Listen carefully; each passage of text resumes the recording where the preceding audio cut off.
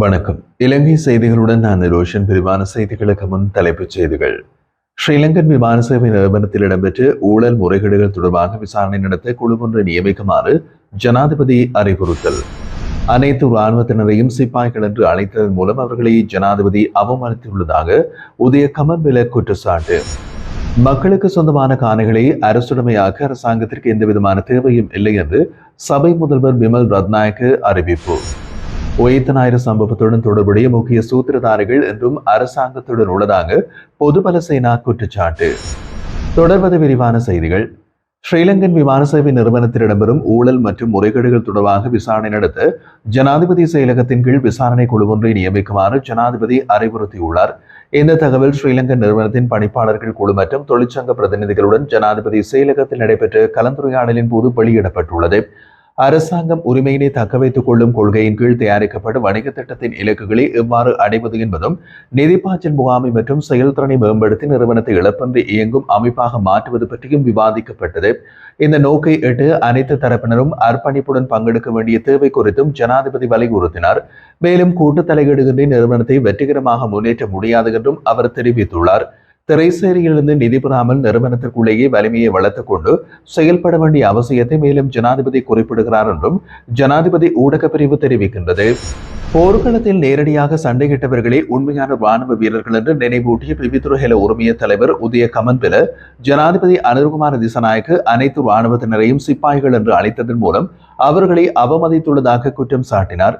கொழும்பில் உள்ள கட்சியின் தலைமையகத்தில் இடம்பெற்றிருந்த ஊடகவியலாளர் சந்திப்பில் உரையாற்றிய போது அவர் மேலும் கூறுகையில், ஜனாதிபதி புலி பிரிவினைவாதிகள் எதிர்ப்படுவார்கள் என்ற அச்சத்தில் தேசிய போர் வீர தினத்தை புறக்கணிக்க திட்டமிட்டிருந்தார்.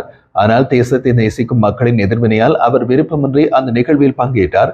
நிகழ்வில் உரையாற்றும் போது ராணுவ வீரர்கள் என்ற சொல்லி தவிர்க்க முற்பட்டார். இது மணமகன் இல்லாமல் திருமணம் நடத்த முயற்சியை போன்றது. எல்லா சிப்பாய்களும் ராணுவ வீரர்கள் அல்ல, நேரில் போராடியவர்களே உண்மையான வீரர்கள். ஜனாதிபதி அனைவரையும் சிப்பாய்கள் என்று அழைத்தது அவர்களின் தியாகத்தையும் பெருமையினையும் கெடுக்கும் வகையில் அமைந்தது. அவரது உரை யுத்தத்திற்கு பிறகு அமைதியின் அருமையை உணர்த்த ராணுவத்தையே போருக்கு பிறகு யுத்தத்தின் அபாயம் பற்றி போதிக்கும் முயற்சியாகவும் இருந்தது. அமைதியின் மதிப்பை உணராத புலிகள் அமைப்பினரை யுத்தத்தை தொடங்கினார்கள். ஆனால் அமைதிக்காக உயிரை தியாகம் செய்தவர்களே ராணுவ வீரர்கள். ஜனாதிபதி தனது இந்த உரையினை ராணுவத்தினரின் முன்னிலையில் அல்லாமல் பயங்கரவாதிகளின் முன்னிலையில் ஆற்றியிருக்க வேண்டிய உரையாக தோன்றுகிறது என்று அவர் கடுமையாக விமர்சித்துள்ளார். மக்களுக்கு சொந்தமான காணிகளை அரசுடைமையாக்க அரசாங்கத்திற்கு எந்தவிதமான தேவையும் இல்லை என்று சபை முதல்வரும் அமைச்சருமான பிமல் ரத்நாயக்க தெரிவித்துள்ளார். வடக்கு மாகாணத்தில் உரிமை உறுதி செய்ய முடியாத காணிகளை அரசுடைமையாக்கும் நோக்கத்துடன் வெளியிடப்பட்ட வர்த்தமானி அறிவித்தலை திரும்ப பெற வலியுறுத்தி தமிழ் தேசிய மக்கள் முன்னணியின் நாடாளுமன்ற உறுப்பினர் கஜேந்திரகுமார் பொன்னம்பலம் நேற்று நாடாளுமன்றத்தில் ஒத்திவைப்பு வேளை பிரேரணை ஒன்றை முன்வைத்திருந்தார்.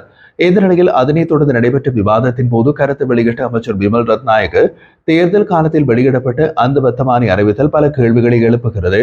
குறிப்பாக அரசாங்கத்திற்கு எதிரான ஒரு அறிவித்தலை ஆளும் தரப்பு எவ்வாறு வெளியிட முடியும் என்பதை குறித்து சிந்திக்க வேண்டும் என்றும் அவர் தெரிவித்தார். வடக்கு மட்டுமல்லாது நாடளாவிய ரீதியில் மக்களிடம் அரசாங்கத்திற்கு ஆதரவு இருப்பதை நினைவில் கொள்ள வேண்டும். குறிப்பாக வடக்கு மாகாணத்திலேயே தேசிய மக்கள் சக்திக்கு பல நாடாளுமன்ற உறுப்பினர்கள் தேர்ந்தெடுக்கப்பட்டுள்ளதை தவறாக புரிந்து கொள்ளக்கூடாது என்றும் கூறியுள்ளார். மக்களின் காணிகளை அபகரிக்க அரசாங்கத்திற்கு அவசியமில்லை என்றும் கடந்த காலத்தில் ராஜபக்சர்கள் மற்றும் ரணில் விக்ரமசிங்க ஆட்சிகளில் காணப்பட்ட செயல்பாடுகளின் அடிப்படையில் தற்போதைய அரசாங்கத்தையும் மதிப்பீடு செய்வதை தவிர்க்க வேண்டும் என்றும் அமைச்சர் கூறினார். அத்துடன் குறித்த வர்த்தமானி அறிவித்தல் வடக்கு மாகாணத்தை மட்டுமின்றி நாடு முழுவதும் உள்ளடக்கும் வகையில் வெளியிடப்பட்டதாகவும் மக்களுக்கே காணிகள் வழங்கும் நோக்கத்துடன் வெளியிடப்பட்ட சட்டத்தின் அடிப்படையில் இது செயல்படுத்தப்பட்டதாகவும் அவர் விளக்கியுள்ளார்.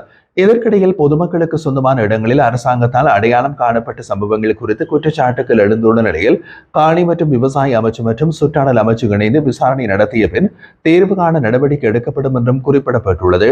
இந்த நோக்கில் இரு அமைச்சுகளும் இணைந்து விசாரிக்கும் குழு ஒன்றை நியமிக்க அமைச்சரவை முடிவு செய்துள்ளதாகவும் இதற்கான அமைச்சரவை பத்திரம் விரைவில் தாக்கல் செய்யப்படும் என்றும் அமைச்சர் பிமல் ரத்நாயக்க குறிப்பிட்டுள்ளார். இதேவேளை இந்த செயற்பாடுகள் காணி நிர்ணயத்திற்கான நடவடிக்கைகள் மட்டுமே என்பதையும் மக்களின் சொத்துக்களை கைப்பற்ற அரசாங்கத்திற்கு நோக்கமில்லை என்பதையும் கடல் தொழில் அமைச்சர் ராமலிங்கம் சந்திரசேகரும் வலியுறுத்தியுள்ளார். யாழ்ப்பாண மாவட்ட செயலக வளாகத்தில் அமைந்துள்ள புதிய கடவுச்சீட்டு அலுவலகத்தின் புனரமைப்பு பணிகள் தொடர்பாக முன்னேற்றத்தை கண்காணிக்கும் கலந்துரையாடல் ஒன்று நடைபெற்றுள்ளது.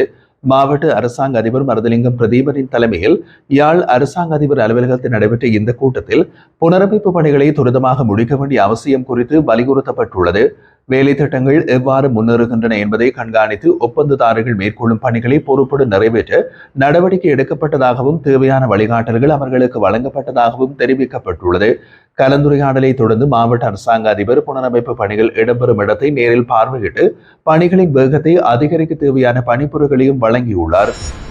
ஜனாதிபதி அனுர்குமார திசநாயக்க போர் வீரர் நினைவு நிகழ்வில் கலந்து கொண்டது சமூக ஊடகங்களிலிருந்து அழுத்தத்தினால் என்று தெரிவிக்கப்படுகின்றது. கொழும்பு பல்கலைக்கழக பேராசிரியரும் சமூக செயற்பாட்டாளருமான நிர்மல் ரஞ்சித் தேவ்ஸ்ரீ இந்த நிகழ்வில் ஜனாதிபதியின் பங்கேற்பு திட்டமிட்டதல்ல என்றும் சமூக வலைதளங்களில் ஏற்பட்ட கண்டனம் காரணமாகவே அவர் அந்த நிகழ்வில் கலந்து கொண்டதாகவும் குறிப்பிட்டுள்ளார். தேசிய மக்கள் சக்திக்கு வடமாநிலங்களில் கிடைத்த அதிக வாக்குகள் காரணமாக போர் வீரர் நினைவு நிகழ்வில் பங்கேற்பதை ஜனாதிபதி தவிர்க்க முனைந்திருந்தார் என்றும் அவர் சுட்டிக்காட்டினார். இதற்கு முன் இந்த நிகழ்வில் பிரதி பாதுகாப்பு அமைச்சரே கலந்து கொள்வார் என்று அதிகாரப்பூர்வமாக அறிவிக்கப்பட்டிருந்ததையும் அவர் அந்த இடத்தில் நினைவுபடுத்தியிருந்தார். ஆனால் முகநூல் உள்ளிட்ட சமூக ஊடகங்களில் ஜனாதிபதி பங்கேற்பதை தவிர்ப்பதை எதிர்த்து எழுந்த கடும் விமர்சனங்கள் மற்றும் அழுத்தங்கள் முடிவில் ஜனாதிபதி நிகழ்வில் கலந்து கொள்ள நேர்ந்ததாகவும் அவர் குறிப்பிட்டுள்ளார். பெசில் ராஜபக்ச தற்போது அமெரிக்காவில் தங்கியிருப்பதாகவும் தலைமறைவாக உள்ளார் என்று அரசாங்கம் தொடர்ந்து கூறி வருவதாகவும் அவர் நாட்டிற்கு வந்து தனது மீது உள்ள குற்றச்சாட்டுகளுக்கு நேரடியாக பதில் வழங்க வேண்டும் என்றும் பாராளுமன்ற உறுப்பினர் நாமல் ராஜபக்ச தெரிவித்தார். பொதுஜன பெரமுன தலைமை அலுவலகத்தில் நடைபெற்றிருந்த நிகழ்வொன்றின் பின்னர் ஊடகவியலாளர்களிடம் பேசிய அவர், பெசில் ராஜபக்சவுக்கு நாடு திரும்பும் உரிமை இருக்கிறது. அவர் வரவில்லை என்றால் தலைமறைவாக இருப்பதாக சொல்கின்றார்கள். வருவார் என்றால் நமக்கு துணையாக வருவதாகவும் கூறுகின்றனர். ஆனால் அவர் நேரில் வந்து அரசாங்கம் சுமத்தியுள்ள குற்றச்சாட்டுகளுக்கு பதிலளிக்க வேண்டும். அவரை பற்றி எழும் பிரச்சனைகளுக்கு நானோ அல்லது முன்னாள் ஜனாதிபதி மஹிந்த ராஜபக்சவோ பதிலளிக்க முடியாது. அவரே நேரில் வந்து தன் மீது சுமத்தப்படும் குற்றச்சாட்டுகளை எதிர்கொண்டு தாம் குற்றமற்றவர் என்பதை நிரூபிக்க வேண்டும் என்றார். பொதுபல சேனா இயக்கத்தின் பொதுச் செயலாளர் கலகுடு அத்தி ஞானசார தேரர் உயிர்த்த ஞாயிறு சம்பவத்தோடு தொடர்புடைய முக்கிய சூத்திரதாரிகள் என்றும் அரசாங்கத்துடன் உள்ளதாக கடும் குற்றச்சாட்டு ஒன்றை முன்வைத்துள்ளார்.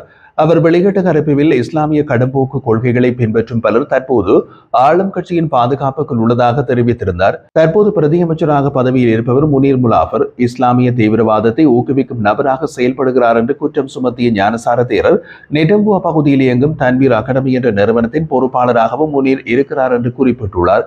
இந்த நிறுவனம் கடவுளுக்காக உயிர் தியாகம் செய்ய வேண்டும் என்ற கருத்தை பரப்பும் குழுவை வழிநடத்தி வருகிறது என்றும் கூறியுள்ளார். ஈஸ்டர் சம்பவத்தை நடத்தியவர்கள் குறித்து சரியான நடவடிக்கைகள் எடுக்கப்பட்டதற்கான எந்த அடையாளமும் இல்லை எனவும் கடந்த நல்லாட்சி அரசாங்கத்தை விடவும் தற்போதைய அரசாங்கம் இஸ்லாமிய தீவிரவாதத்தை கட்டுப்படுத்துவதில் மெத்தனமாக நடந்து கொண்டிருப்பதாகவும் அவர் விமர்சித்துள்ளார். மேலும் கிழக்கு மாகாணத்தில் தம்மை கல்லால் அடித்து கொலை செய்ய வேண்டும் என்று கூறும் துண்டு பிரசுரங்கள் விநியோகிக்கப்பட்டதாகவும் இது அவருக்கு எதிராக திட்டமிடப்பட்ட வன்முறை முயற்சி என்றும் கூறியுள்ளார். இதேவேளை புலிகள் அமைப்பு போர் முடிந்த பிறகும் அவர்களது அரசியல் மற்றும் கொள்கை ரீதியான நடவடிக்கைகள் இன்னமும் உலகெங்கும் தொடர்வதாகவும் அவர் எச்சரிக்கை விடுத்தார். தமிழர்களுக்கு பல நாடுகள் இருக்கின்றது, ஆனால் சிங்கள மக்களுக்கு இலங்கை மட்டுமே ஒரே நாடாகும் என்றும் அவர் சுட்டிக்காட்டியிருந்தார்.